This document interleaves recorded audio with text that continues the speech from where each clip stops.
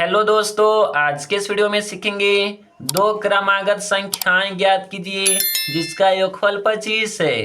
पहली संख्या और दूसरी संख्या क्या होगी। देखिए, आप इस वीडियो को अंत तक देखते हैं तो बिल्कुल ही आसानी से बता देंगे। सबसे पहले आपको समझना होगा कि दो क्रमागत संख्या क्या होती है। तो आप हमेशा याद रखिएगा, क्रमागत का कहने का मतलब होता है लगातार संख्या। जैसे मान लेते हैं कि आपके पास एक 14 संख्या है तो दूसरा संख्या होगा 15।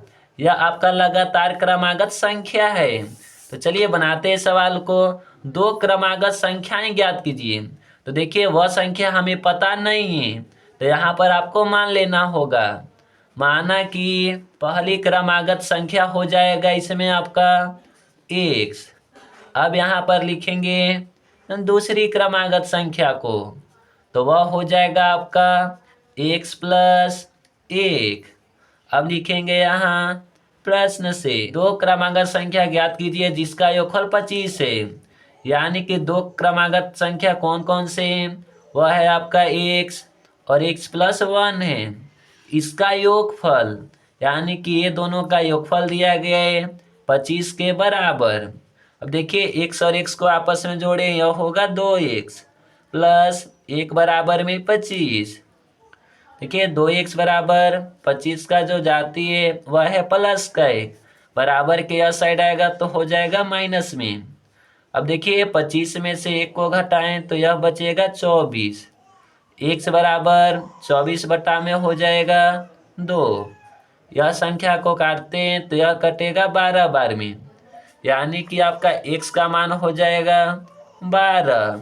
देखिए, इसमें बताना है पहली संख्या और दूसरी संख्या का मान। तो देखिए, पहली संख्या हो जाएगा आपका 12। अब देखिए, x का मान रखेंगे यहाँ पर 12 प्लस 1 तो यह हो जाएगा 13, यानी कि यह होगा दूसरी संख्या। आप चाहे तो चेक करके भी देख सकते हैं पहली संख्या और दूसरी संख्या को जोड़ने के बाद 25 प्राप्त होता है या नहीं। तो चलिए चेक करके देख लेते हैं। एक संख्या आपका आया है 12 और दूसरी संख्या आया है 13। इसको आपस में जोड़ते हैं तो यह होगा 25, यानी कि दो लगातार क्रमागत संख्या क्या होगा, वह होगा 12 और 13। तो चलिए बनाते हैं इसमें दूसरा सवाल। किसी संख्या का 20% का मान 5500 है तो वह संख्या क्या होगा।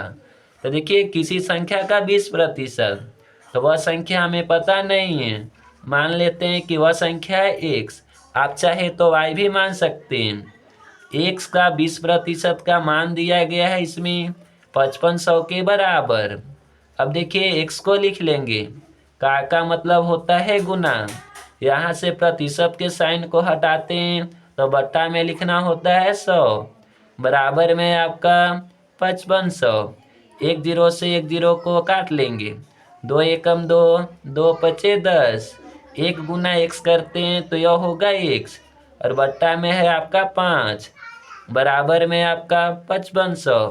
इसके नीचे कोई भी संख्या नहीं है तो आपका रहेगा 1। अब करेंगे तिरछा तिरछी गुना। 1 गुना x करते हैं तो यह होगा x। अब 5 गुना करेंगे 5500। तो चलिए कर लेते हैं गुना। 50 25 का 5 हासिल 2, 50 25 और 2 हासिल हो जाएगा 27।